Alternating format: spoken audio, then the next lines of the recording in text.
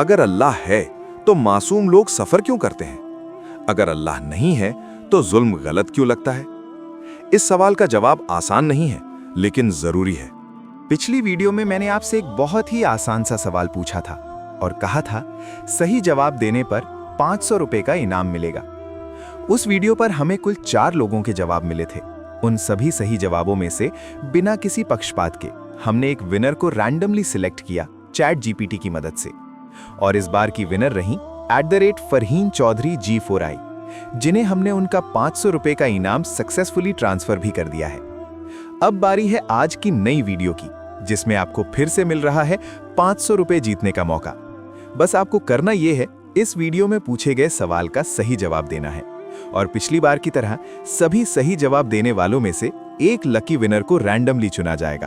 तो चलिए आज की वीडियो शुरू करते हैं। अगर अल्लाह है तो मासूम लोग सफर क्यों करते हैं? अगर अल्लाह नहीं है तो जुल्म गलत क्यों लगता है? इस सवाल का जवाब आसान नहीं है, लेकिन जरूरी है।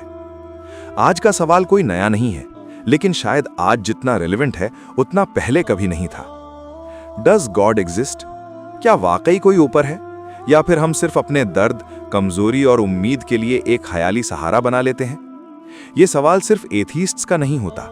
यह सवाल हर उस इंसान के दिल में आता है जो कभी अकेला पड़ा हो, जो कभी टूट गया हो, जो कभी रात को चुपचाप आसमान देखकर सोचा हो कि इस सब का कोई मतलब भी है या नहीं। आज के इस वीडियो में हम अल्लाह के वजूद को न गुस्से से समझेंगे, न बहस से, न किसी पर बिलीफ थोप कर। हम बात करेंगे कुरान, इस्लामिक थॉट, अकल, फितरत और इंसानी तजुर्बे के हवाले से, बिल्कुल आराम से, बिल्कुल ईमानदारी से। क्या अल्लाह को देखा जा सकता है? सबसे पहले एक बात क्लियर कर लेते हैं। इस्लाम कभी ये क्लेम नहीं करता कि अल्लाह को आंखों से देखा जा सकता है। कुरान साफ कहता है, अल्लाह इस क्रिएशन का हिस्सा नहीं है। वो किसी शेप, फॉर्म, जगह या वक्त में बंधा हुआ नहीं है। इसलिए इस्लाम का आर्ग्यूमेंट ये नहीं होता कि अल्लाह को देख लो तब मानो। इस्लाम का अप्रोच होता है, अल्लाह को उसके असर से पहचानो। जैसे हवा दिखाई नहीं देती, लेकिन उसका होना महसूस होता है। सबसे पहली दलील है क्रिएशन की दलील। कुछ तो शुरू हुआ है। कुरान एक सीधा सा सवाल पूछता है, क्या इंसान अपने आप पैदा हो गया, या उसने खुद को पैदा किया, या फिर उसे किसी और ने पैदा किया?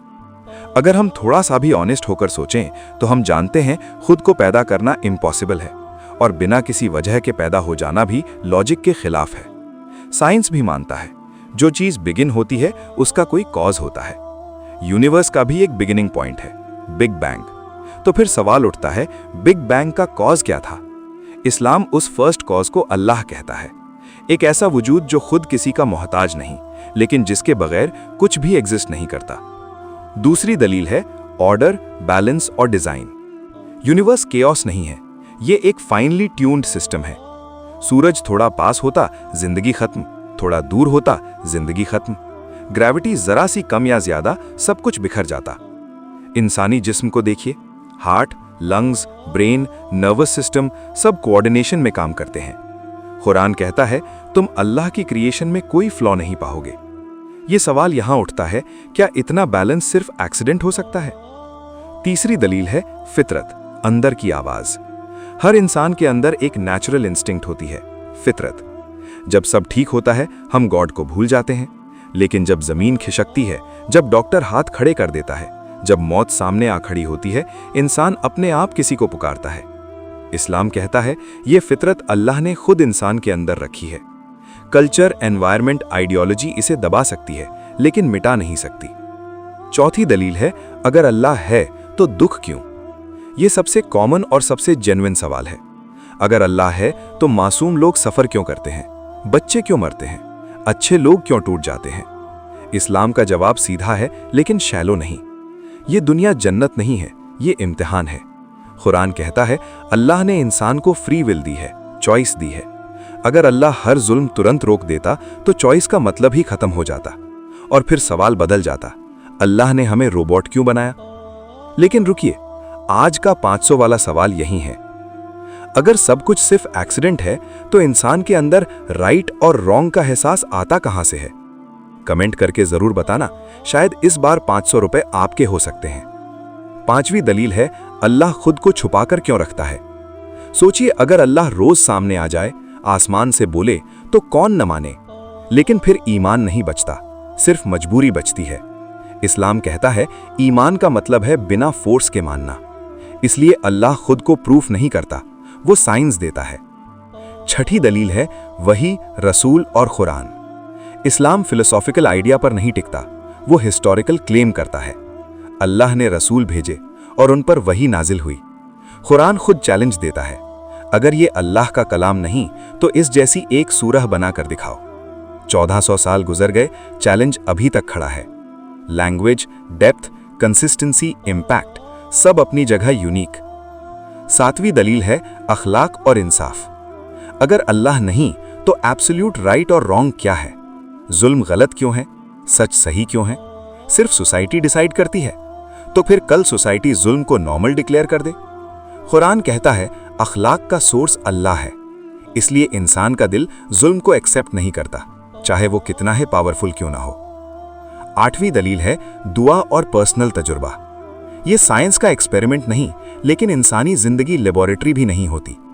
करोड़ों लोग दुआ करते हैं और जवाब महसूस करते हैं, कभी हाँ में, कभी डिले में, कभी किसी और फॉर्म में। इस्लाम कहता है हर दुआ कबूल होती है, लेकिन हर बार हमारी मर्जी के हिसाब से नहीं।